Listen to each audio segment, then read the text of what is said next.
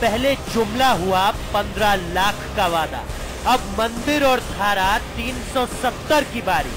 शाह का जवाब, जब आएंगी 370 सीटें तब होगी इन मुद्दों पर बात। चाहतों की चादर तो बहुत लंबी फैलाई थी चुनाव से पहले बीजेपी ने। राष्ट्रीय और अंतर्राष्ट्रीय मुद्दों पर भी भरोसे की खुराक दी गई देश की जनता को, लेकिन अब 1 साल के बाद सरकार की सेहत खराब लग रही है कई मुद्दों पर, क्योंकि कालाधन, राम मंदिर और धारा 370 का मुद्दा जुमला ही लग रहा है। पहले जुमला हुआ 15 लाख का वादा, अब मंदिर और धारा 370 की बारी। शाह का जवाब, जब आएंगी 370 सीटें तब होगी इन मुद्दों पर बात। दरअसल बीजेपी के राष्ट्रीय अध्यक्ष अमित शाह ने राम मंदिर, धारा 370 और कॉमन सिविल कोड जैसे मुद्दों पर बयान देते हुए कहा कि इस सबके समाधान के लिए 370 सीटें चाहिए। हर हर मोदी, देश की गाड़ी गहरी खाई में पड़ी है, उसको बाहर निकालने के लिए मुझे 300 कमल चाहिए। 300 कमल पूरे देश भर में से 300 कमल वाली सरकार बने। 1 साल पहले की ही तो बात है। हर मंच और महफिल से निकलने वाले ये शब्द देश के कोने कोने में कोलाहल करते थे। मोदी जी मंच पर माइक संभालते और भीड़ के दरबार में मुरादों की झोली फैला देते। देश की गाड़ी गहरी खाई में पड़ी है, उसको बाहर निकालने के लिए मुझे 300 कमल चाहिए। 300 कमल पूरे देश भर में से 300 कमल वाली सरकार बने। इस मुराद में इरादे थे, वादे थे, बुनियादी सुविधाओं के साथ अच्छे दिन के। कहानी काले धन की थी, मुद्दा राम मंदिर का था। बहती धारा में धारा 370 भी थी, उसी स्याही से छपा सिविल कोड बिल भी था। लेकिन बदले वक्त में तो बात बदल गई और 15 लाख का वादा जुमले में बदल गया। आज सवाल मंदिर और 370 का पूछा तो जवाब फिर जुमले की जिल्द में लिपटा मिला। आज भी वो कोर इश्यू को एड्रेस करने जितना बहुमत हमें नहीं मिला है। आपको ये मालूम होना चाहिए, उसके लिए हमें 370 सीटें चाहिए। ये तो वही बात हो गई साहब, न नौमन तेल होगा न राधा नाचेगी। सरकार बनने से पहले 300 कमल और सरकार बनने के बाद 370 सीटों की चाहत। ये सियासी गुफ्तगू मत कीजिए, अच्छा नहीं लगता। रफू पर रफू मत कीजिए, अच्छा नहीं लगता। भाजपा अध्यक्ष अमित शाह जी का बयान कि राम मंदिर निर्माण, सिविल कोड और 370 के लिए लोकसभा में 370 सीटों का होना आवश्यक है, हास्यास्पद है। क्योंकि जब भारतीय जनता पार्टी ने अपना मैनिफेस्टो बनाया था तो इन सारी चीज़ों का जिक्र किया था, लेकिन ये शर्त उन्होंने नहीं रखी थी जनता के सामने कि हमको 370 सीट देंगे आप, तब हम इन पर विचार करेंगे या इस पर कार्रवाई करेंगे। बहरहाल तो फिर क्यों किए जाते हैं वादे, क्यों जताए जाते हैं इरादे, क्यों राजनीति के मेलों में लगते हैं वो ठेले जहां चिपकाए जाते हैं पोस्टर सबकी चाहतों के। सवाल ये है कि 15 लाख के जुमले की तरह मंदिर का मुद्दा और मुद्दा धारा 370 का, क्या ये सब भी जुमले तो नहीं? ब्यूरो रिपोर्ट के साथ साजिद अली, समाचार प्लस। सब जुमला है क्या, इसी पर हम बात करेंगे। हमारे साथ खास मेहमान जुड़े हुए हैं। बीजेपी से हमारे साथ अमित पुरी साहब हैं और कांग्रेस के प्रवक्ता डॉक्टर हिलाल नकवी साहब हैं। इसके अलावा हमारे साथ समाजवादी पार्टी से मोहम्मद शाहिद साहब थोड़ी देर में जुड़ेंगे। समाचार प्लस के मैनेजिंग एडिटर अमिताभ अग्निहोत्री जी हमारे साथ जुड़े हुए हैं। आप सभी का बहुत बहुत स्वागत है। अमित पुरी साहब, ये सब जुमले थे क्या? राम मंदिर, काला धन, धारा 370, क्योंकि अगर गंभीरता होती तो फिर 300 कमल तो नहीं मांगते आप चुनाव के वक्त, 370 से ज्यादा मांगते या 370 मांगते? इतना तो पता ही होगा।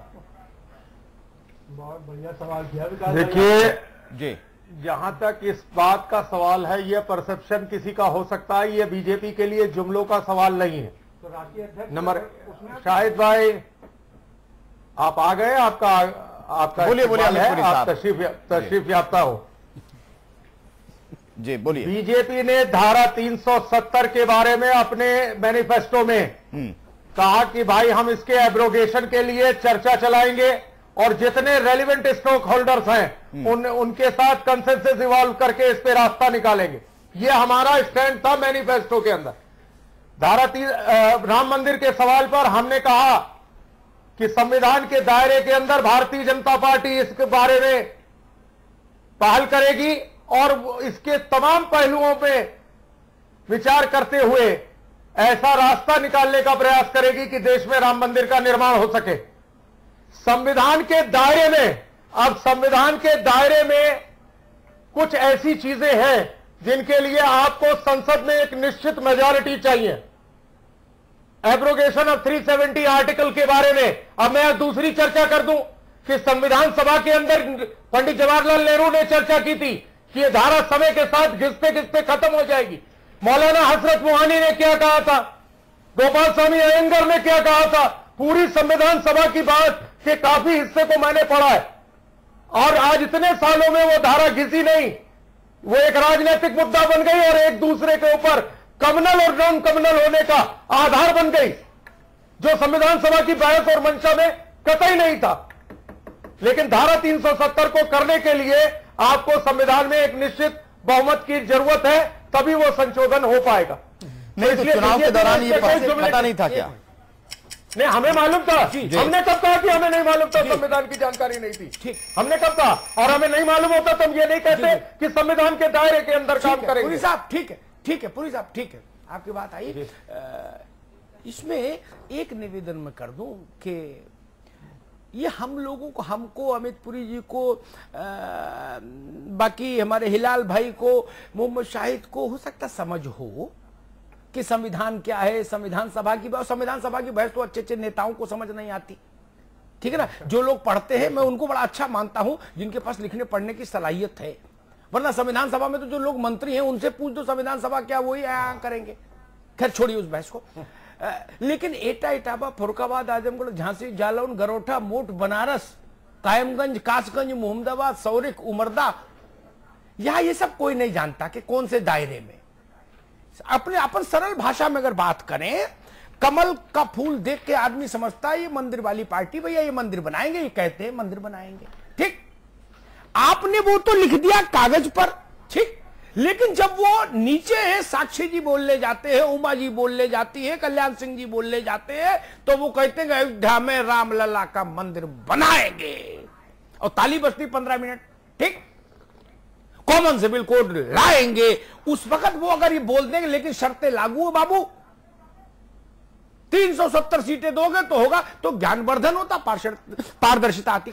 हिलाल लखवी जी, मैं एक अकादमिक बहस नहीं बनाना चाहता, मैं इसको कॉमन आदमी समझे वैसी बहस रखना चाहता हूं। एक लड़का इंटरव्यू देने आया नौकरी का, ठीक, 20,000 रुपए तनख्वाह की नौकरी।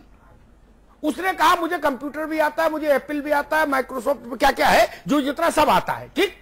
नौकरी लग गई। उससे कहा भाई अब करके दिखाओ। बोलो पागल हो, ये नौकरी पाने के जुमले थे, ये नौकरी पाने के जुमले थे, मुझे तो नहीं आता, क्या कर लोगे। ये पारदर्शिता, ये जनता के प्रति ईमानदारी का भाव है, ये जनता इससे ठगा महसूस करेगी। कोई पार्टी हो, बीजेपी हो, कांग्रेस हो, सपा हो, बसपा हो, कोई पार्टी हो, ये शर्तें लागू तत्काल क्यों नहीं बता देते हो राजनीतिक दल ऑफर के देते समय। मैं इस बात से बड़ा खिन्न होता हूं, आप लोग शर्तें छुपा के क्यों रखते हो। समाजवादी पार्टी ने भी ये गोरख धंधा किया, भाषण में कुछ और बोलते हैं, रामलला हम आएंगे, तो जनता चिल्लाती थी हनुमान जी के पीछे, लाखों लोग मंदिर वहीं बनाएंगे, फिर नारा लगता सौगंध राम की खाते हैं। क्या बात तो ये नहीं बताया गया कि संविधान सभा में का निर्णय क्या है।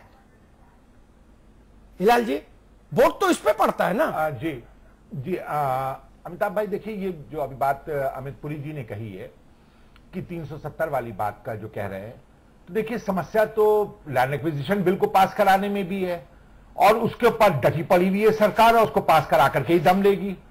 जो 370 हट जाए। अमित जी बात पूरी कर लेंगे, हम आपकी अमित पुरी, इनके चाहने का मसला नहीं है आज बहस में। आज बहस में इनके चाहे, आज केवल आपकी बात का मसला है। मैं एक सेकंड एक बात और साफ कर दूं, मेरी आज की 1 घंटे की बहस में धारा 370, अयोध्या में श्री राम जन्मभूमि पर मंदिर निर्माण और समान नागरिक आचार संहिता, इनके पक्ष विपक्ष और मेरिट डिमेरिट पर बहस नहीं है, यह भी मैं नोट बता दूं।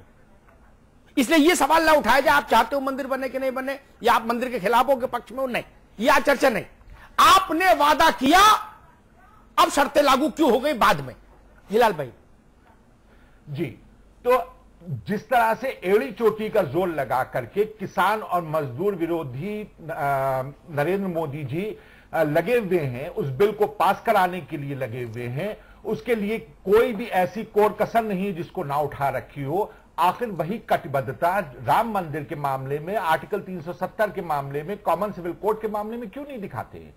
यह तो बहुत स्पष्ट सी बात है कि आप वहां पे बिल लेके आइए, ज्यादा से ज्यादा क्या होएगा, नहीं पास होएगा, हद से हद तो यही होगा, लेकिन आपकी नीयत तो दिखाई देगी। देखिए, इनकी नीयत बहुत स्पष्ट है, ये कभी भी इन मुद्दों को मरने नहीं देना चाहते हैं। रामचंद्र जी जो है वो इनके श्रद्धा के लिए नहीं है, इनके मात्र एक वोट बैंक की अमित पुरी जी अभी नहीं, अमित पुरी जी आपको आपका अवसर आएगा तब अपनी आपत्ति उस वक्त जी। वो श्रद्धा का विषय नहीं है, बल्कि वो सिर्फ वोट बैंक का एक विषय है। इसी तरह से अनुच्छेद 370 की जब बात की जाती है तो अनुच्छेद 370 से भारतीय जनता पार्टी को कुछ लेना देना नहीं है। आज के तारीख में डंके की चोट के पर हर व्यक्ति ये बोल सकता है कि जब अलगाववादी ताकतों के साथ मिलकर के ये जम्मू कश्मीर में अपनी सरकार बनाने के लिए तैयार है, तो निश्चित रूप से अनुच्छेद 370 के अंतर्गत अमित पुरी जी अभी नहीं अमित पुरी जी बारी से ऐसे नहीं, बारी से बोलेंगे जी लाल भाई कंप्लीट करिए। जी, अनुच्छेद 370 के अंतर्गत आपने जाकर के एक राजनीतिक दल से हाथ मिलाया और साथ ही साथ जो अलगाववादी व्यक्ति था उसको आपने अपने कोटे से मंत्री बना दिया। अब वो अनुच्छेद 370 सही लग रहा है, उसके बारे में कोई बात नहीं करनी है। तो यहां पर जो महत्वपूर्ण विषय है वो ये है कि या तो सारा ज्ञान जो है वो इनके स्पोक्स पर्सन को और राष्ट्रीय अध्यक्ष को है, जो कि कहते हैं कि चुनावी जुमला है। साक्षी महाराज और उमा भारती जैसे लोग जो कि संविधान की सौगंध खा करके संविधान में प्रवेश करते हैं, उनको कोई ज्ञान नहीं। हिलाल भाई ठीक है, वो अगर कहते हैं कि मंदिर वहीं बनाने की बात करते हैं तो क्या वो संविधान के बारे में किसी प्रकार का कोई भी ज्ञान नहीं रखते, उनके खिलाफ कार्रवाई क्यों? हिलाल भाई ठीक है, आपकी बात आई। मैं एक सवाल शाहिद भाई से ले लूं फिर मैं आज मैंने ये विषय भी रख सकता था लेकिन मैंने रखा नहीं, मैंने कहा छोड़ो जाने दो, स्लिप ऑफ टंग भी हो सकती है, हालांकि इतने बड़े स्तर पर होनी नहीं चाहिए। दीनदयाल धाम में प्रधानमंत्री जी ने कहा 3 लाख करोड़ रुपया कोयला की खानों के ऑक्शन से आया। आज उसके 18 घंटे बाद राष्ट्रीय अध्यक्ष जी ने भाजपा मुख्यालय में कहा कि 2 लाख करोड़ रुपया कोयला खानों की नीलामी से आया। हमारे एक मित्र ने हमको टेलीफोन किया, बोले भैया ये 18 घंटे में 1 लाख करोड़ किधर गया? मैंने यार फोन रख दो, ये सब बातें मत उठाया करो हर वक्त, अब इनका क्या करूं, छोड़ दीजिए। मैंने विषय नहीं उठाया, मैं छोड़ो जाने दो। 1 लाख करोड़ छोटा अमाउंट नहीं होता, समझ के बोलो, एक बात बोलो। अध्यक्ष भी को भी वही नोट शीट दो जो प्रधानमंत्री जी के पास रहे, ताकि एक बात देश के सामने जाए, वरना लोग पूछेंगे फरुखाबाद में, का एटा में, इटावा में खड़ा करके अमित पुरी जी 1 लाख करोड़ आपने रख लिया क्या? ये सब बातें नहीं। खैर, मोहम्मद शाहिद, पहले शादी ब्याह में जब ये कैटरिंग का आउटसोर्सिंग का सिस्टम नहीं था तो हलवाई करते थे, ठीक, हलवाई को बताते थे भाई 200 आदमी का खाना बनेगा कितना, वो कहता था 1 पीपा घी लगेगा और 1 कुंटल आटा लगेगा, और छोटा थोड़ा सामान बता देता था। और जब भट्टी जल जाती थी और पंगत बैठ जाती थी तो वो कहता था 3 पीपा घी और मंगाओ, है ना। तो हलवाई को तो हम डांट डपट के रो पीट के निपटा लेते थे, एक दिन का मसला। अगर सरकारें ऐसा करने लगे कि जब पूछे कि भाई क्या चाहिए, बोले 200, अच्छा ये तो जो आज विकास ने भी दिखाया 300 कमल, इससे पहले की एक बाइट है मेरे पास, बाद में मैंने देखा पैकेज में तो मैं वो लगवाता जिसमें मोदी जी कह रहे हैं मुझे 272 कमल चाहिए जी। आपने 100 सीधे बढ़ा दिए। हलवाई से तो हम डांट डपट के निपट लेते हैं, लेकिन सरकार से तो फिर जनता नहीं निपट सकती 5 साल तक। मोहम्मद शाहिद जी। अमिताभ भाई, एक बात से मैं बात शुरू करूंगा। आपने भी देखा, सबने देखा है, बड़ी कंपनियां बड़े बड़े ऐड देती हैं कि इस चीज में इतनी छूट है और इस चीज में इतनी छूट है, और नीचे बहुत छोटा सा लिखा था कंडीशन अप्लाई, कंडीशन अप्लाई। उसमें आदमी उस समझ नहीं पाता और आज जाके फंस जाता है जब खरीद लेता है। वही हाल आज भारतीय जनता पार्टी का है। भारतीय जनता पार्टी ने जितने भी आप देखिए चुनावी वादे थे, अभी आपने एक बहुत इंपॉर्टेंट बात कही, मैं उसको बीच में पहले ही कह दूं, बहुत नहीं बहुत ज्यादा इंपॉर्टेंट, कि राष्ट्रीय अध्यक्ष और प्रधानमंत्री जी के बातों में दोनों कितना कॉन्फ्लिक्ट है, आप वो देखिए। इससे पहले भी प्रधानमंत्री जी ने काले धन के मुद्दे पर कहा मुझे यही नहीं पता कि काला धन है कितना और कहां है, ये नहीं पता। उसके बाद उनके राष्ट्रीय अध्यक्ष कहते हैं ये एक चुनावी जुमला था। ये एक अजीब सी, आपको नहीं लगता कि दोनों में, और ये शायद एक मिनट अगर माफी के साथ 1 मिनट की बात और कह दूं, आपने ऐसी बात उठा दी, एक बात और अमित पुरी जी, ये आलोचना नहीं, ये सलाह है, ऊपर तक पहुंचाइएगा। 1 मिनट फिर आपको पूरा समझ दूंगा, 1 मिनट ले लो, फिर दिमाग से स्मृति से निकल जाएगा, क्योंकि कहीं लिखा तो है नहीं। कल नगला चंद्रभान में दीनदयाल जी की मड़ैया पर जब गए प्रधानमंत्री जी, अमित पुरी जी सलाह है गौर से, बड़ी बदनामी हो रही है, मैं दिल से कह रहा हूं, ऐसे राज नहीं चलता ना, इन नादानी से थोड़ी नहीं चलेगा। तो प्रधानमंत्री जी ने कहा कि मेरे पास जब पार्टी का प्रस्ताव आया कि 1 साल पर वर्षगांठ कहां बने, तो हमारे राष्ट्रीय अध्यक्ष जी ने कहा कि हमको या तो श्यामा प्रसाद जी की पैतृक स्थान जाना चाहिए, या पंडित जी के पैतृक स्थान, या बटेश्वर जाना चाहिए, अटल जी के पैतृक स्थान। तो पार्टी अध्यक्ष ने फिर निर्णय किया कि नगला चंद्रभान जाना चाहिए, तो मैं यहां हाजिर हो गया। ठीक, उसके ठीक घड़ी देखो आप अमितपुरी जी, उसके ठीक 22 मिनट बाद प्रधानमंत्री रैली स्थल पर होते, उसी जगह पर 3.5 किलोमीटर के फासले पर, वो कहते हैं मैं देश की राजधानी में कर सकता था ये जश्न, मैं किसी बड़े सूबे की राजधानी में कर सकता था, लेकिन मैंने निर्णय किया मित्रों कि मैं पंडित जी के जन्म स्थान पर जाऊंगा। 22 मिनट पहले पार्टी अध्यक्ष का निर्णय था और 22 मिनट बाद प्रधानमंत्री जी ने निर्णय कर लिया। काहे को करा रहे हो, एक ही बात बोल लो, ये तो मैंने कर लिया या अमित शाह ने कर लिया, कोई फर्क है? माया तो एक ही है ना, कहीं धूप कहीं छाया। अमित शाह और मोदी जी में कोई फर्क है क्या? 2 बातें नहीं बोलो। आप प्रदेश में नहीं देख रहे हो कैसी परिस्थितियां बन रही है, अध्यक्ष जी कुछ कहते हैं रूलिंग पार्टी के और बाकी लोग कुछ और कहते हैं, मजाक बनती है ना, देख रहे हैं ना पुरी साहब, मोहम्मद शाहिद की पार्टी में मजाक बनती है ना, चुटकुला होता है ना गांव गांव। आपकी पार्टी का भी चुटकुला बन रहा है, उसको रोकिए। आप शाहिद भाई कहिए अपनी बात। मैं अमिताभ भाई मैं उसी को और आगे बढ़ाऊंगा उस बात को। सबसे बड़ी बात यह है कि भारतीय जनता पार्टी, मैं बार बार कह रहा हूं, आपने एजेंडे की बात करी, ये कोई एकेडमिक बहस नहीं है, ये समाज के 22 करोड़ 125 करोड़ लोगों की भावनाओं की बातें हैं। आपने उनके साथ, आप कल देखिए जिस सभा की आप कल बात कर रहे हैं मथुरा की, आपने एक बार भी उसमें जिक्र नहीं किया अच्छे दिन कब आएंगे, अच्छे दिन कहां गए। आपने कहा कि बुरे दिन चले गए, बुरे लोग चले गए, माफ कीजिएगा, बुरे लोग चले गए। क्या देश में जो दूसरे दल है वो बुरे हैं? एक आप ही का दल है या आप ही हैं जो अच्छे हैं, बाकी सब खराब हैं? ये कौन सा तर्क है आपका? एक छोटी सोच के प्रधानमंत्री, इस देश के, हमारे देश का इतना बड़ा देश और दुनिया में जिसका नाम, उसकी सोच इतनी छोटी हो, इतनी संकीर्ण हो, जो दूसरे लोगों को कहे कि खराब लोग चले गए, अच्छे लोग, अच्छे दिन की कोई बात नहीं करी।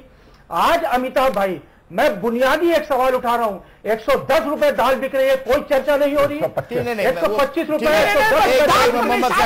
सवाल पर, मेरे विषय पर, अमित पुरी साहब, एक मिनट, अमित पुरी साहब, 2 बातें साफ हो गई हैं। पहले आप कहते थे कि मेरे पास 272 का आंकड़ा नहीं, अगर होता तो राम मंदिर बन जाता किसी भी तरीके से, चोट पर, ठीक, ये आप पहले कहते थे। इसके बाद कुछ नहीं हुआ, आप 272 क्रॉस कर गए, फिर इसके बाद 370 पर आप आ गए, तो ये लोग जुमला ही समझेंगे। दूसरी बात, 5 साल तक तो नहीं बनेगा ना राम मंदिर, आप कुछ नहीं कर सकते, ये भी साफ हो गया। तो फिर ये साक्षी महाराज क्यों ऐसा बोल रहे हैं कि 2019 में जाएंगे, मंदिर बनेगा तभी जाएंगे? बेचारे पर काय को गाज गिराओगे? तो ये ऐसा क्यों हो रहा है अमित पुरी साहब? 5 साल तक नहीं होगा ना कुछ, आप बंद कर दीजिए। बात हो गया जी विकास जी, आपका सवाल पूरा हो गया? बिल्कुल। मैं एक चीज पहले कह दूं, उसके बाद आपके सवाल पे आता हूं। जी जी भैया बिल्कुल। अभी हमें बड़ी नेक सलाह मिल रही थी कि जो कहो वो करो।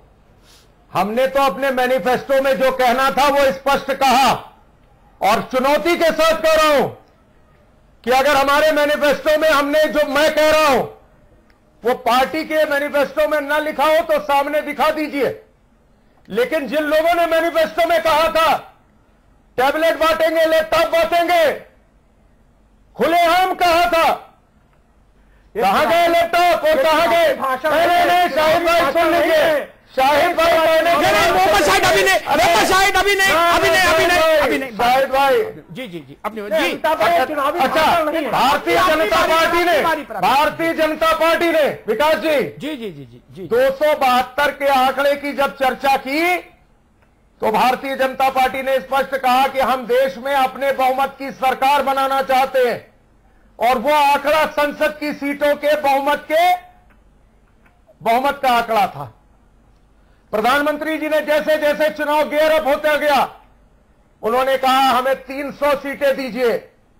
मैं इस बात में नहीं जा रहा लोगों ने क्या क्या उपहास किए, लेकिन आज जो 370 के सवाल के ऊपर श्रीमान अमित शाह जी ने जो कहा वो कौन सी ऐसी चीज कह दी जो भारतीय जनता पार्टी ने किसी का मौका उड़ा दिया हो? हम बताएंगे। आप जो संविधान की सच्चाई है वो मैंने कही और ये हमने अपने मैनिफेस्टो में कहा, ये हमने अपने मैनिफेस्टो में भी कहा है। इसमें कौन सी गलत बात हमने कही? बिल्कुल ठीक बात। आपका तर्क आपकी पार्टी के हिसाब से ठीक है। मैं एक निवेदन जरूर करूं। सवाल आया कि कौन सी ऐसा गलत बात कर दी जो हमने सब उसमें नहीं लिखा, घोषणा पत्र में, भारत के संविधान में नहीं। मैंने जितने जिलों के नाम लिए उत्तर प्रदेश का में देख रहे हैं लोग, इसलिए उन्हीं के नाम लिए। हिंदुस्तान भर में आओ मेरे साथ अमित पुरी जी, चलो हम आप चलते हैं, 1000-2000 किलोमीटर घूमते हैं, हर मड़ैया में, हर कस्बा में, हर तहसील में रुक के पूछते हैं भैया संविधान जानते हो क्या लिखा उसमें? संविधान सभा की बहस पढ़ी है? अयंगर ने क्या कहा था, अंबेडकर ने उस पर क्या उत्तर दिया था, जवाहरलाल क्या बोले थे? आइए चर्चा कर ले।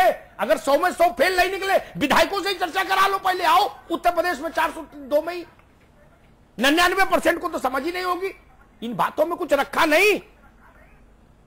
मैंने जो मैंने सभा, आपको याद होगा अमित पुरी भाई, मैं पक्षपात नहीं, जब समाजवादी पार्टी पर मैंने कहा तो मैंने ये बोला था कि घोषणा पत्र छोड़ो, उसकी तो 5000 कापी छपती है 22 करोड़ लोगों के लिए। उसका क्या मतलब है? नेताजी को लोगों ने बोलते सुना कि 50,000 का कर्जा माफ, उसके बाद शर्तें लागू हो गई। तो जनता तो हमने बाद में कोई शर्त नहीं लगाई। मैं बता रहा हूं अमित पुरी जी, मैं बता रहा हूं ना, सुन लो। गलत बात तो उठाता ही नहीं। मुझे अपने चेहरे की चिंता, राजनेताओं को तो चेहरे की चिंता नहीं, लेकिन मुझे चिंता है आपके प्रधानमंत्री पद के उम्मीदवार का एक ऑडियो में रिप्रोड्यूस करता हूं अपनी स्मृति के आधार पर। ईश्वर करेगा तो गलत नहीं होगा, कॉमा फुल स्टॉप भी नहीं ठीक। मित्रों 100 दिन दीजिए, काला धन नहीं ला दूं इस देश में वापस, तो डैश डैश डैश। उन्होंने बड़ी हार्श बात कही थी, वो कहने की जरूरत भी नहीं थी अपने लिए। बिल्कुल ठीक है ना, उन्होंने इतनी तीखी बात कही थी। 100 दिन तो बहुत पहले बीत गए, 365 हो गए एक। और मेरा गुस्सा इसलिए, आपको 400 सीटें चाहिए, 370 की 400, मान लो 10-5 बीमार हो जाए तो एक्स्ट्रा रखो, स्टेपनी भी लगा चलो गाड़ी में, तो 400 मांग लेते चुनाव में। ये जिम्मेदारी ननकू के ऊपर क्यों डाल दे रहे हो कि आपने संविधान क्यों नहीं पढ़ा? ननकू, आप 400 मांग लेते एक। और दूसरा प्रश्न मेरा, मान लीजिए अगली बार इस देश की भोली जनता ने आप पे भरोसा करके, हिलाल नकवी प्रश्न आपसे, मान लीजिए इस देश की भोली जनता ने भरोसा करके 370 दे दिया भाजपा को, मान लीजिए, दुखी मत होइएगा, मान लीजिए दे दिया, और उसके बाद इन्होंने प्रेस कॉन्फ्रेंस कर दी अगले दिन कि 543 दोगे तो इन मुद्दों पे काम करूंगा। तब क्या कर लोगे? 5 साल? तब तो फिर 5 साल की पार्किंग का ठेका तो मिल गया ना। अब इन्होंने टेबलेट नहीं बांटे तो शाहिद, मोहम्मद शाहिद का कौन क्या कर लिया? कोई नहीं कर पाया ना कुछ। ये भी ताल ठोक ही रहे ना। या कोई टेबलेट मांग ले इनसे छीन लेगा? नहीं ना। अमिताभ भाई देखिए, कुछ बातें जो हैं बड़ी अजीबोगरीब हैं जी। अगर हम मैनिफेस्टो की बात करें तो क्या मैनिफेस्टो में ये कहा था कि भूमि अधिग्रहण बिल को समाप्त कर देंगे? नहीं कहा था, कर रहे हैं। उसको समाप्त करने के लिए भी इनके पास बहुमत नहीं है, फिर भी कोशिश किए हैं। जीएसटी को लेकर के इन्होंने वादा किया था, बहुमत नहीं है राज्यसभा में, फिर भी कर रहे हैं, करते हुए दिख रहे हैं, लड़ते हुए दिख रहे हैं। तो आखिर राम मंदिर के लिए 370 के लिए और कॉमन सिविल कोड के लिए ये कोशिशें क्यों नहीं? कांग्रेस पार्टी चाहती है आप बीच में देखिए, हम प्रमोट कर रहे हो इस चीज, हम आपको बहुत खामोशी से सुन रहे हैं। नहीं आप चाहना का जरूर पूछिएगा सब लोग। हाँ, हमने तब तक आप एड़ी चोटी लगाए हुए हैं, किसान की कमर तोड़े हुए हैं। इस वक्त ओलावृष्टि से वैसे ही किसान परेशान है, उसको कोई आप सहायता नहीं दे रहे। मंगोलिया, नेपाल, सिलोन, बर्मा, हर जगह आप पैसा बांट के आते हैं और भारत देश का किसान जो है वो आज की भी तारीख में अपना मुआवजा पाने के लिए एड़ियां रगड़ रहा है और केंद्र सरकार ने उत्तर प्रदेश के अंदर एक चवन्नी नहीं भेजी। ठीक है, अमित ये है भारतीय जनता पार्टी। बोलिए आप अमित पुरी साहब की बात ये जो मैनिफेस्टो में लिख देते हैं कि 370 मिलेंगे तभी राम मंदिर का मसला हल हो पाएगा, राम मंदिर बन पाएगा, इतना लिख देते क्या दिक्कत थी? विकास जी, मुझे लगता है कि यह बहस को किस दिशा में ले जा रहे हैं। जब लिखा है उसमें कि संविधान के दायरे के अंदर भारतीय जनता पार्टी सभी स्टॉक होल्डर से बात करके एमिकेबल सोल्यूशन निकालेगी, तो फ्रेमवर्क ऑफ द कॉन्स्टिट्यूशन क्या होता है? अच्छा ठीक अमित पुरी जी एक सेकंड, हिलाल लखवी एक मिनट, हिलाल लखवी जी एक मिनट, अरे नकवी साहब, नकवी साहब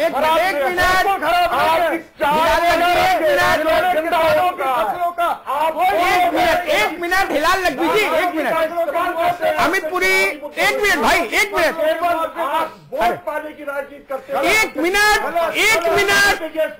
हिलाल जी एक मिनट, अमित पुरी जी एक मिनट रुक जाइए।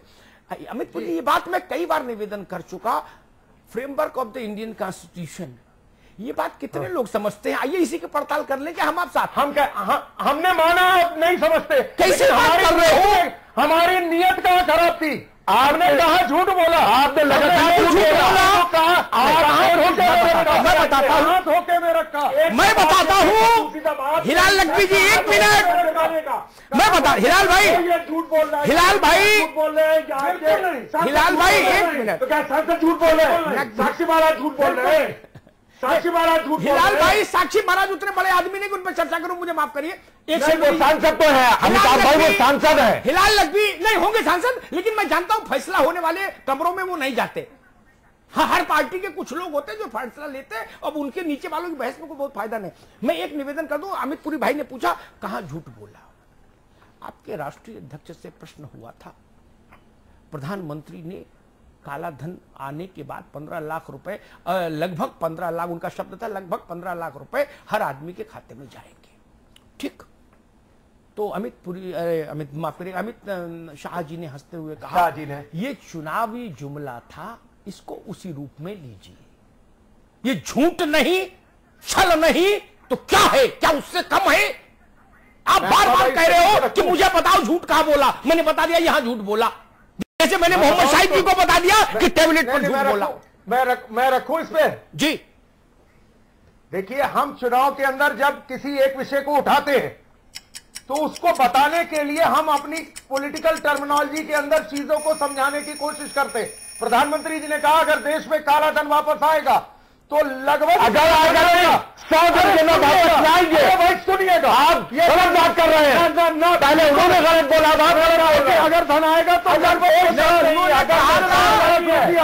उन्होंने कहा था, हिलाल भाई एक मिनट, हिलाल भाई एक मिनट, प्रधानमंत्री जी ने कहा था तो मुझे फांसी पर लटका दीजिएगा, ये कहा तो लटका दीजिएगा अगर नरेंद्र मोदी जी के कार्यकाल में काला धन वापस ना आए। उन्होंने जुमला हो गया, मुझ पे दया करो, मुझ पे दया करो, अमित पुरी साहब, एक मिनट, उन्होंने 100 दिन कहा था, 100 दिन, अच्छा 100 दिन कहा था। अमित पुरी साहब, तो लटकाने या न लटकाने की बात नहीं है। मैंने शुरुआत में कहा, आप मेरी सौजन्यता की तारीफ नहीं कर रहे। मैंने प्रधानमंत्री के उन कड़े शब्दों को पुनरुद्धृत नहीं किया, मैंने कहा बहुत कड़े शब्द थे, इतना कह के शालीनता से मैं पीछे हट गया। आपने फिर कहा वो कुरेदा, तो मैंने बोला 100 दिन कहा था। छोटे लोग कह के निकल जाए, समझ आती है बात। जो लोग देश का चेहरा हो, प्रदेश का चेहरा हो, वो झूठ प्रपंच में नहीं पड़े। ये बहस कर रहा हूं मैं, कोई गलत बात बोल रहा हूं क्या भाई? इनको भी तो कटघरे में खड़ा कर रहा हूं जो आपके बगल में बैठे हैं दूसरे। नहीं, मैं किसी को कटघरे में खड़ा करने या ना करने में कोई प्रश्न चिन्ह नहीं खड़ा कर रहा। पूछा जाएगा भाई, क्या कर रहा हूं कि बिल्कुल पूछ रहे पुरी साहब, एक सेकंड, हमारा आपका पूछने का पुरी साहब, आपका और अमित शाह जी से मेरा मेल कभी नहीं हो सकता। मेरी अपनी समझ है, जो समझ जमीन से मिली है, ये किसी कार्यालय से नहीं आई। मेरी समझ, मैंने उत्तर प्रदेश के कम से कम 40 जिले घूमे होंगे चुनाव के दौरान। उसके बाद प्रथम दृष्टया अनुभव के बाद मुझे ये समझ आई कि 15 लाख रुपए खाते में आएंगे, ये मोदी जी की विजय का सबसे बड़ा कारण था। जैसे मुझे समझ में आया था कि लैपटॉप और टैबलेट ने समाजवादी पार्टी को उत्तर प्रदेश में विजय दिलाई, किसी राजनीतिक मुद्दे ने नहीं। मेरी बात से सहमत हो तो ठीक और असहमत हो तो ठीक। आओ चलो मेरे साथ गांव आप सुन लेना, रायशुमारी दोनों साथ करेंगे, जिसे बेईमानी न मैं कर पाऊं ना आप। आओ, अगर मेरी बात गलत निकल जाए तो पत्रकारिता से त्याग पत्र दे दूंगा। आओ पूछ लेते हैं सबसे बड़ा मुद्दा कौन सा था, किस पर जीते थे इनकी सरकार मोहम्मद शाहिद जी की, और किस बात पर आपकी सरकार आई। ननकू पागल हो गया था, नाचने लगा था, बोला भैया सुने हो 15 लाख, अरे सब दलित कट जाए। पार्टियों की सीमाएं टूट गई, तटबंध टूट गए। वैसे ही हमको जिंदगी भर के कांग्रेसी हमारे मित्र, उन्होंने कहा भैया हमारे घर के दोनों लड़के बगावत कर दिए, बोले सपा को साइकिल पर मोहर लगाएंगे। बोले हमने कहा नाम खराब करोगे खानदान का, तो बोले नहीं करेंगे। अच्छा तो तुम हमको 2 लैपटॉप दो लाके, नहीं तो सपा को वोट देंगे। पॉलिटिकल मुद्दे पर सरकार नहीं जीती थी, नहीं बनी थी। तो जिस मुद्दे पर सरकार बने उसका मान रखो। और केवल मैं नहीं कह रहा ये बात, आज क्या कहा अमित शाह जी ने, आपने शब्द पे ध्यान नहीं दिया अमित पुरी जी, मैं गलत बात नहीं कहता, दिल से बोलता हूं। उन्होंने क्या कहा, शब्द को पकड़िए, कोर इशू। उन्होंने नहीं कहा टॉम डिक हैरी इशू, क्या कहा कोर इशूज। कोर इशू का मतलब मुख्य मुद्दे छोड़ देंगे आप। कोर इशू बोला है उन्होंने, कोर इशू। कोर इशू पर देश के सामने तस्वीर साफ क्यों नहीं रखी गई? 300 मांग रहे थे, 370 मांग लेते तो जनता का कम से कम ये तो नहीं होता भाई हमने दिया ही नहीं इनको इतना बहुमत, बात ही खत्म हो गई, इनकी जिम्मेदारी नहीं बनती। गांव का अनपढ़ आदमी, भोला आदमी, हिंदुस्तान का मजदूर किसान आदमी, आपने 300 मांगे, उसने 282 दे दिए। पहले तो 272 ही मांगे थे, तो आपको 10 बढ़ा के दे दिए। अब आपने कहा शर्तें लागू। अब जिसकी आंख में मोतियाबिंद वो तो पढ़ नहीं पाएगा। आप ऐसा कहेंगे तो फिर क्या करेंगे? नहीं, संविधान नहीं, संविधान की किसी धारा को हटाने और रखने के लिए कितनी सीटें चाहिए, कितना बहुमत चाहिए, मैं वादा करने से पहले आपको सोचना चाहिए। ये बात ननको नहीं जान सकता, वादा करने के पहले आपको सोचना चाहिए। आप जानते हैं इस बात, मैं एक सेकंड जनता को संबोधित किया था, अमिताभ जी को नहीं संबोधित किया। एक सेकंड भैया, हिलाल भाई मैं बता दूं, श्यामा प्रसाद मुखर्जी, एक सेकंड, श्यामा प्रसाद मुखर्जी, धैर्य से, श्यामा प्रसाद मुखर्जी, दीनदयाल जी, मौलीचंद शर्मा, फिर कुशाभाऊ, नानाजी, सुंदर सिंह भंडारी, वाजपेयी जी, अडवाणी जी से होते होते, राजनाथ सिंह से होते होते नरेंद्र भाई, फिर अमित शाह तक, जनसंघ टू भाजपा, 370, एक देश में 2 विधान, नहीं चलेंगे, नहीं चलेंगे। ननकू की समझ में इतनी बात आती है कि भैया ये लोग ये कह रहे हैं कि नहीं चलेंगे। आप हम इस बात पर क्यों नहीं, कोई नेता कभी मेरे साथ राजी होता है, बहस सब लोग मेरे से कर जाते हो, राजी नहीं होते कि आओ चलो पूछ लेना संविधान की किताब लेके कि भाई किसने कौन कौन से आर्टिकल पढ़े हैं। आओ पूछ ले, 356 ही पूछ लो जो सबसे ज्यादा बार इस्तेमाल हुई भारत में। आओ लखनऊ में पूछ लेते हैं, अमीनाबाद में खड़े होके, जहां पढ़े लिखे लोग हैं, पूछ ले 356 धारा जानते हो? वो इतना जानते भाई इंदिरा गांधी ने सरकार गिरा दी थी, मुरारजी ने सरकार गिरा दी थी, ये जानते हैं। नरसिंह राव ने 4 सरकारें बीजेपी की गिरा दी थी, वो ये नहीं जानते धारा 356 में क्या लिखा है। या तो फिर आप संविधान सभा का बहस लेके चुनाव के घोषणा पत्र, चुनाव के मंच पर जाते, मैं आपके पक्ष में बोलता। पुरी साहब जी, विवाह के बाद शर्तें नहीं बदल सकती विवाह की। शर्तें कोई बदली नहीं है। नहीं ये चलिए ब्रेक लेंगे। अमित पुरी साहब, कल भी हमने एक मुद्दे पर बहस की थी और ये नरेंद्र मोदी ने कहा था फिरोजाबाद में कि इन सभी की लिस्ट बनवाऊंगा जो जिन पर केसेस चल रहे हैं और सुप्रीम कोर्ट से कहूंगा, कमेटी बनाऊंगा, सुप्रीम कोर्ट से कहूंगा भाई इनको निपटाओ। कमेटी तो बनी नहीं एक साल, ये तो सबसे बड़ा ही झूठ था। छोटा सा ब्रेक ले रहे हैं, लौट रहे हैं जल्द। खास मेहमान लगातार हमारे साथ बने हुए। मोहम्मद शाहिद साहब, ये तो सब जुमला ही निकला, अमित पुरी साहब की बातों से, अमित शाह की पहले बातों से सब जुमला ही निकला। अब जनता क्या सोचे? देखिए विकास भाई, आप आज की राजनीति में, आज के हम लोग 21वीं सदी में जी रहे हैं। आज देश की जनता झूठ बोलने वालों को बहुत दिन बर्दाश्त नहीं करेगी। एक बार तो उसकी भूल हो, एक बार तो वो गलती कर देती है, दूसरे बार उसकी गलती का सजा उसको मिलती है। चाहे हम हो, कांग्रेस हो, बीजेपी हो, कोई हो। अगर आपने कोई वादा किया है अपने जनता से और देश की जनता ही हमको, आपको, सबको सर आंखों पे बिठाती है और हमको उसके मान को उसकी गरिमा को बनाए रखने के लिए उसको कर रहे हैं, सिर्फ बातों से नहीं चल। आपने देखा भारतीय जनता पार्टी ने जिन जिन चीजों का पिछले जो यूपीए 1 यूपीए 2 में विरोध किया, जिन बातों का, उन्हीं बातों को अपनी सरकार में अमल कर रही है। अलगाववादियों के खिलाफ ये बोलते रहे, लंबी लंबी बातें कर रहे। सेपरेटिस्ट जो देश का सबसे बड़ा, उसके बेटे के साथ, उसका बेटा भारतीय जनता पार्टी के कोटे से मंत्री है। ये कितने शर्म की बात है। ये आप कौन से किस ढंग से देश चलाना चाहते हैं? आप अपने फायदे के लिए देश को कुर्बान भी कर दें, कोई बड़ी बात नहीं हो सकती। इनके लिए देश बड़ा नहीं है, इनके लिए सिर्फ सत्ता बड़ी है। इनके लिए 125 करोड़ लोग बड़े नहीं है, इनके लिए सिर्फ शंभू अपनी सत्ता बड़ी है। ठीक है, इनके लिए अपने लोग बड़े हैं, बाकी कोई बड़ा नहीं है। हिलाल भाई जी, राहुल जी बड़ा प्रयास कर रहे हैं, मेहनत भी कर रहे हैं, ठीक है ना। और राहुल गांधी के लिए पता नहीं उन्होंने सोचा कि नहीं सोचा इस एंगल से, लेकिन एक बात मैं कह दूं अमित भाई के सामने, जो मैंने सोचा, राहुल गांधी के जीवन में कभी इतनी बड़ी उपलब्धि नहीं आई होगी अब तक के करियर में, जितनी बड़ी उपलब्धि उनको कल हासिल हुई। पूरी सरकार एक ही मुद्दे पर सफाई देती घूम रही है कि हम उद्योगपतियों की सरकार नहीं है।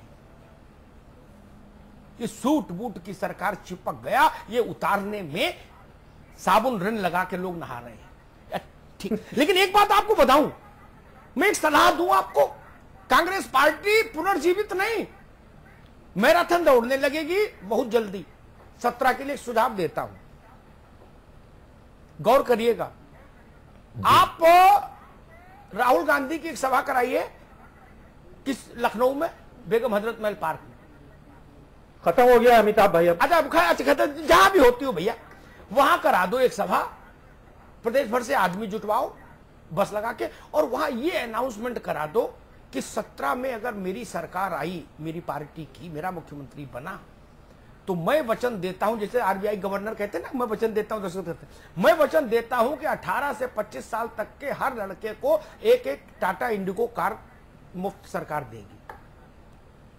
अगर सीधी सरकार ही नहीं बन जाए 17 में, बिल्कुल ये 280 और 300 की, तो आप जो कहिएगा तो हार जाऊंगा। हिलाल लग जब यही करना है, ये बात शुरू हुई थी हिंदुस्तान में ड्रामे की, ब्लैक एंड व्हाइट टीवी से, आपको याद, तमिलनाडु से, जी हाँ याद, ब्लैक एंड व्हाइट टीवी से मंगलसूत्र, चूड़ी, बिछिया, खड़ुआ से होते होते स्कूटी पिस्कूटी, लैपटॉप, टैबलेट, अब कहां पहुंच गए? 15 लाख। आइए फर्रुखाबाद में 95% लोगों ने 15 लाख रुपया सोचा नहीं होगा, स्वप्न भी 15 लाख का नहीं देखा कभी, रात में सोते हुए भी, जगते में तो छोड़ दो।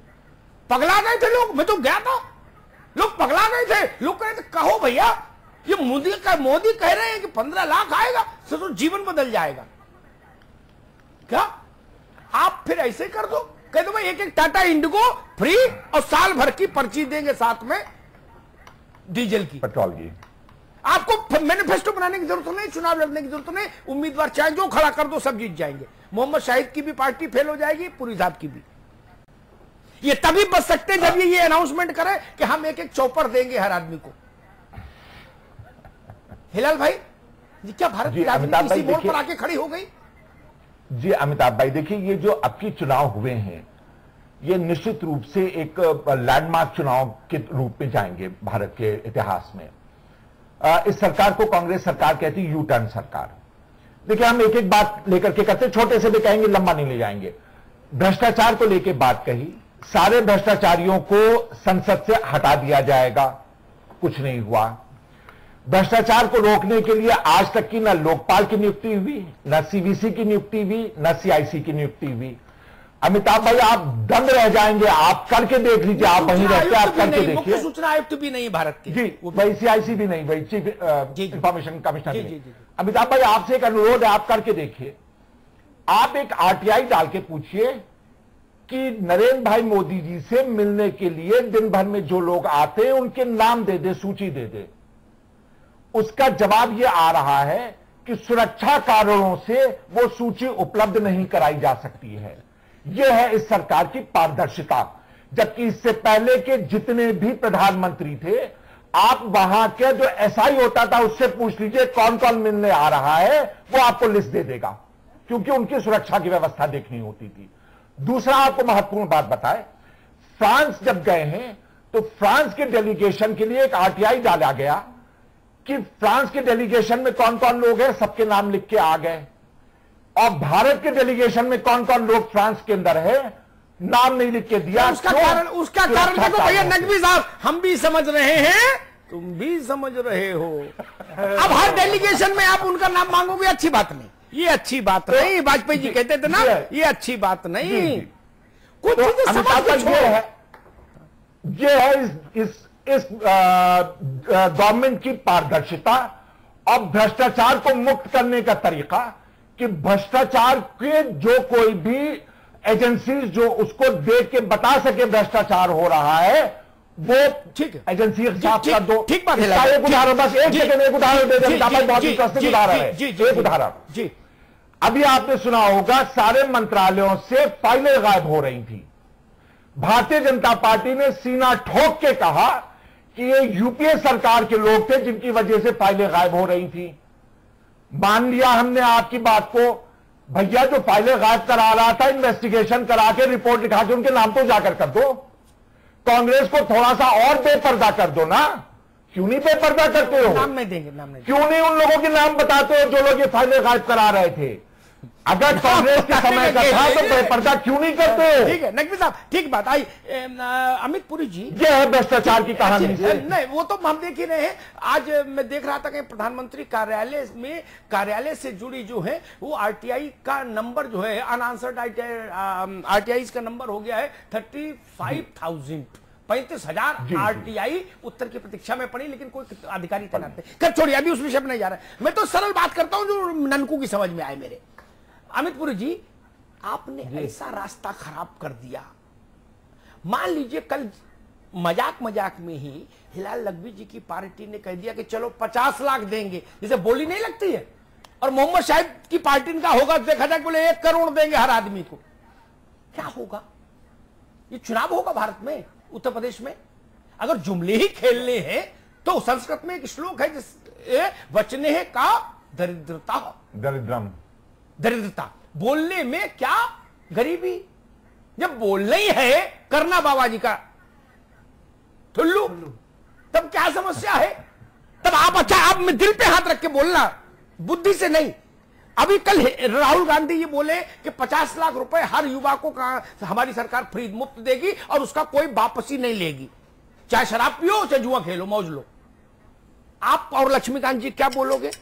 क्या बोलोगे हमको बताओ। अमित पुरी जी।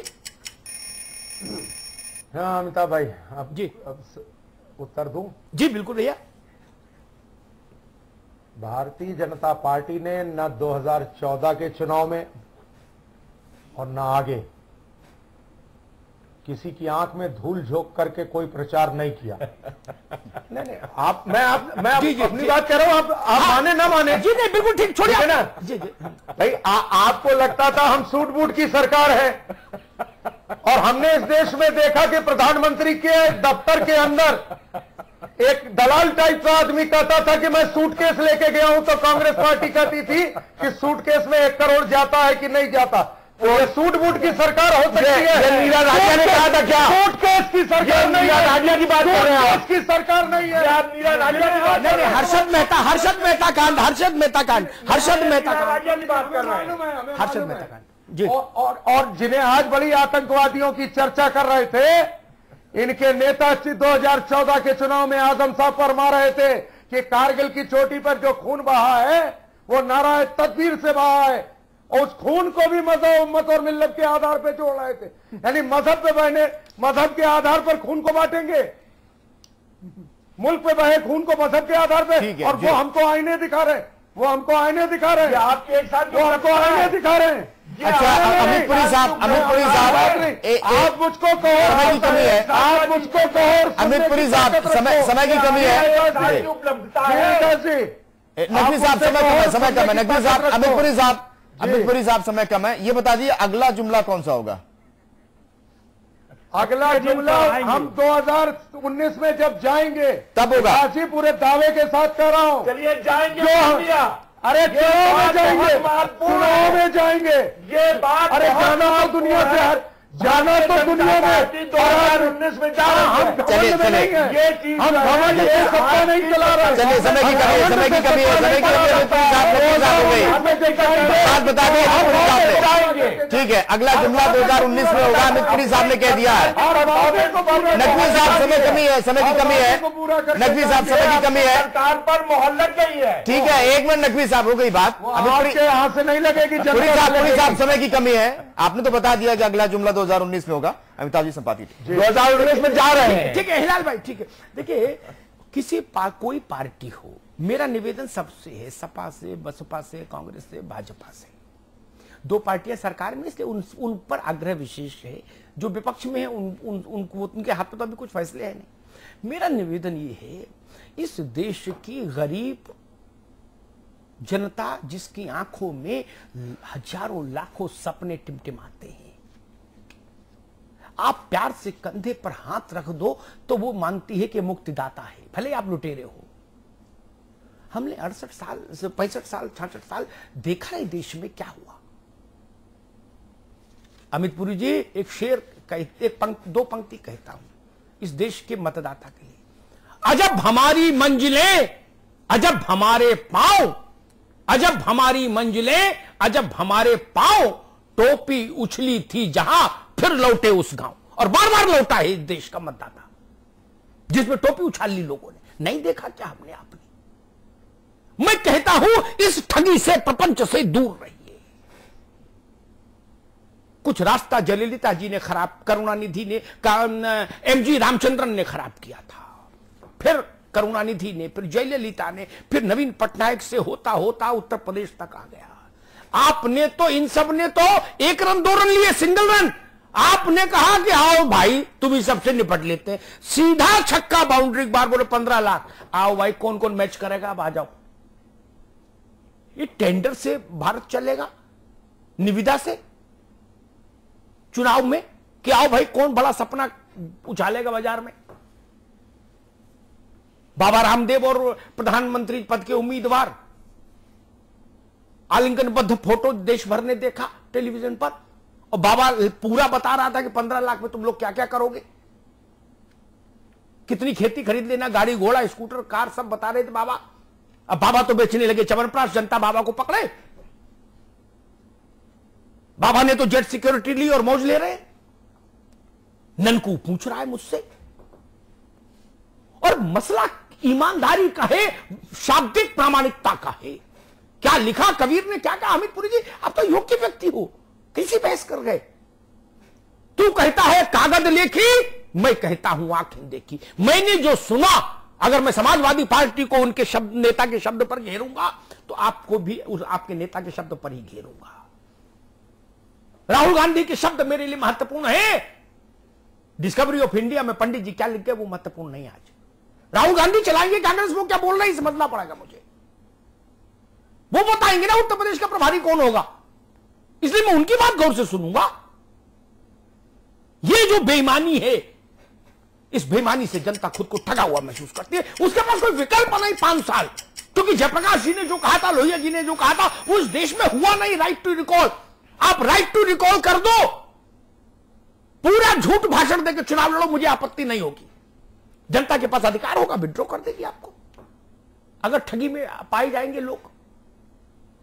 मैंने 2 उदाहरण दिए आपको, उनसे देश का नफा नुकसान नहीं कि अमित शाह जी ने नगला चंद्रभान का निर्णय किया, ये मोदी जी ने, लेकिन बात तो गलत है ना। जिसमें नफा नुकसान अपना या किसी का नहीं, वो बात गलत क्यों बोलो, सच ही बोलो। मैंने सारे चैनल्स को सुना प्रधानमंत्री जी की स्पीच में, 3 लाख करोड़ आया खजाने में, और आज भी मैं बिल्कुल हेडफोन लगा के राष्ट्रीय अध्यक्ष जी को सुन रहा था, उन्होंने कहा 2 लाख करोड़ आया। अब ऐसे में अगर ननकू पगला जाए, पूछ ले कि भैया ये 12 घंटे में 18 घंटे में 1 लाख करोड़ का क्यों, क्या मतलब कोई बच्चों का खेल है क्या? सरकार में प्रामाणिकता और पारदर्शिता क्यों नहीं? आज आप मेरी बात नहीं मानोगे, टीवी पे मानना भी नहीं चाहिए, मैं होता आपकी जगह शायद मैं भी ऐसे कुछ ना कुछ तर्क लाता, लेकिन लिख लो पुरी साहब, जब आप चुनाव में जाएंगे 17 में उत्तर प्रदेश और 19 में देश, ये 15 लाख रुपए का भूत आपके सिर पर चढ़ के नाचेगा, सिर पर चढ़ के नाचेगा। जैसे मोहम्मद शाहिद जी जब चुनाव में जाएंगे तो इनके सिर पर चढ़ के नाचने के लिए भी एक बड़ा सवाल है। ये जानते हैं वो ऐसा प्रेत होगा जो उतारे नहीं उतरेगा, कितना भी सिर पटक लेना, चाहे दीवार में सिर दे मारना। कुछ चीजें ऐसी होती हैं, ऐसे अपराध किए होंगे फिर जिनकी क्षमा नहीं मिलती, ये जान लीजिए। और आखिरी बात कहूंगा, शाब्दिक बेईमानी नहीं होनी चाहिए, कोई करे, नैतिकता की शुरुआत तो करो कहीं से। 16 मई को रिजल्ट आया था, 16 मई को शाम को, मैं तारीख में करवा रहा था, 16 मई की शाम को 5:30 बजे प्रधानमंत्री जी पहली बार जनता के सामने आए थे, अमित पुरी जी याद है ना? और उन्होंने अपने संबोधन का शुरुआत कहां से की थी मालूम है? तब शपथ नहीं ली थी, लेकिन तय हो गया था कि सरकार वही बनाएंगे। अच्छे दिन जनता ने कहा आ गए, नहीं जनता कुछ नहीं बोली, तो उन्होंने कहा आ गए, आएंगे नहीं, आ गए। फिर उन्होंने 3 बार रिपीट कराया, जैसे जय हिंद करवाते हैं, अच्छे दिन आ गए, अच्छे दिन आ गए। ठीक, शपथ से पूर्व कहा था अच्छे दिन आ गए। 1 साल के पूर्ण होने पर आप कह रहे हो बुरे दिन गए। बुरे दिन जाने के लिए तो आपको कुछ करने की जरूरत तो नहीं थी, वो तो निर्णय जनता ने कर दिया, बुरे दिन गए। जिनको आप बुरा आदमी कह रहे हो उनको हटा दिया हमने, भारत के लोगों ने, we the people of India. उसमें तो आपका एफर्ट नहीं, इस देश के मालिकों ने आपको चाबी सौंप दी इस उम्मीद में कि अच्छे दिन आए। तो अगर 16 मई की शाम 5:30 बजे अच्छे दिन आ गए थे, तो वो बीच रास्ते में गुम कहां हो गए, जो आज कल हम पूछ रहे हैं कि बुरे दिन गए कि नहीं गए? नहीं, इससे आम आदमी के मन में वितृष्णा होती है, कोई पार्टी हो, और बड़े नेताओं को इस चीज का ख्याल रखना चाहिए। मैं सिर्फ ये निवेदन करने आया हूं, ऐसे बड़े नेता इस देश में ऐसे होने चाहिए जिनकी बात पत्थर की लकीर मानी जाए, जिन पर देश और दुनिया भरोसा करे, आंख मीच कर भरोसा करे। हम जिस आदमी को मुल्क चलाने के लिए, मुल्क का मुस्तकबिल लिखने की कलम जिसके हाथ में दे दें, उसकी बात में तो हेर फेर नहीं होना चाहिए, जैसे प्रदेश के मुखिया की बात में भी हेर फेर नहीं होना चाहिए। ये पटवारी थोड़ी ना है, लेखपाल थोड़ी ना है, ये देश चलाने वाले चेहरे हैं, प्रदेश चलाने वाले चेहरे हैं। इनकी बात असंदिग्ध होनी चाहिए, एक होनी चाहिए, प्रामाणिक होनी चाहिए, जो कहें वो करें। बहुत बहुत धन्यवाद। बहुत बहुत शुक्रिया अमित पुरी साहब आपका, डॉक्टर हिलाल नकवी साहब आपका भी, मोहम्मद शाहिद जी आपका भी, अमिताभ जी आपका। इसके साथ ही इस चर्चा में फिलहाल इतना ही।